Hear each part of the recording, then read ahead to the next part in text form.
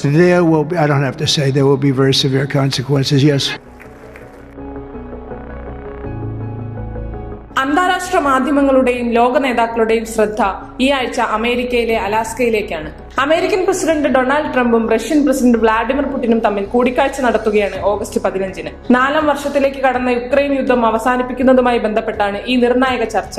റഷ്യയ്ക്ക് അനുകൂലമായ ഒരു തീരുമാനത്തിലേക്ക് ഈ ചർച്ച വഴിവെക്കുമോ എന്ന ആശങ്കയിലാണ് യുക്രൈനും യൂറോപ്യൻ യൂണിയനും. എന്നാൽ കൂടിക്കാഴ്ച ശരിയായ ദിശയിലുള്ള ചുവടുവയ്പ്പാണെന്നാണ് ഇന്ത്യയിലെ വിദേശകാര്യ വിദഗ്ധരുടെ പ്രതികരണം. Sadly, nothing much is going to come out of this meeting in Alaska. It will be very good for everyone, but as long as, or at least if they continue to have talks, this be the first, and then they have proper negotiating teams which sort out all the issues, including the territorial exchange, whatever there has to be, and ensure the neutrality of Ukraine, and also have a permanent dialogue with Russia and have good relations with Russia. I think it will be a very big step, that itself, even though the issue of Ukraine is not going to be fully sorted out. അതേസമയം യുദ്ധം അവസാനിപ്പിക്കുക എന്ന ലക്ഷ്യത്തിൽ യുഎസിന്റെ നേതൃത്വത്തിൽ നടന്നുവരുന്ന നയതന്ത്ര ചർച്ചകളിൽ തങ്ങളുടെ പ്രധാന ആവശ്യങ്ങൾ പരിഗണിക്കപ്പെടുന്നില്ലെന്നാണ് യുക്രൈൻ പ്രസിഡന്റ് സെലൻസ്കി പറയുന്നത്.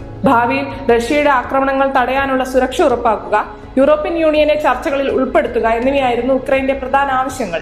യുക്രൈനിൽ ഒരു വെടിനിർത്തൽ നിലവിൽ വന്നാൽ ട്രംപ് അതിൽ തൃപ്തിപ്പെടാം എന്നാണ് പല യൂറോപ്യൻ യൂണിയൻ ഉദ്യോഗസ്ഥരുടെയും വാദം. യുഎസിന്റെ താൽപര്യങ്ങൾ സംരക്ഷിക്കുന്നതിലും സൂപ്പർ പവർ രാജ്യങ്ങളുടെ പവർ പൊളിറ്റിക്സിലുമാണ് ട്രംപിന് കൂടുതൽ താൽപര്യമെന്നും റഷ്യയുമായുള്ള ബിസിനസ് ബന്ധങ്ങൾ ശക്തിപ്പെടുത്താനാണ് ട്രംപിന്റെ ശ്രമമെന്നും ചില മുതിർന്ന യൂറോപ്യൻ യൂണിയൻ ഉദ്യോഗസ്ഥർ അവകാശപ്പെടുന്നു. റഷ്യയുടെ ഊർജ്ജ മേഖലയെ ഒരു ആയുധമായി ഉപയോഗിച്ച് യൂറോപ്യൻ യൂണിയനെ ഭീഷണിപ്പെടുത്തിയ 1945-ന് ശേഷം യൂറോപ്പ് കണ്ട ഏറ്റവും വലിയ കരയുദ്ധം തുടങ്ങിവെച്ച ആളാണ് പുടിൻ. യൂറോപ്യൻ യൂണിയന്റെയും യുക്രൈന്റെയും പങ്കാളിത്തമില്ലാതെ തനിക്ക് അനുകൂലമായ രീതിയിൽ പുടിൻ ചർച്ചകൾ വഴിതിരിച്ചുവിടാൻ സാധ്യതയുണ്ടെന്നും യൂറോപ്യൻ യൂണിയനും യുക്രൈനും ആശങ്കപ്പെടുന്നു. അതേസമയം യുദ്ധം നിർത്താനും വെടിനിർത്തലിനും പുടിൻ സമ്മതിച്ചില്ലെങ്കിൽ കടുത്ത പ്രത്യാഘാതങ്ങൾ ഉണ്ടാകുമെന്നാണ് മാധ്യമങ്ങളുടെ ചോദ്യങ്ങൾക്ക് ഡൊണാൾഡ് ട്രംപിന്റെ പ്രതികരണം.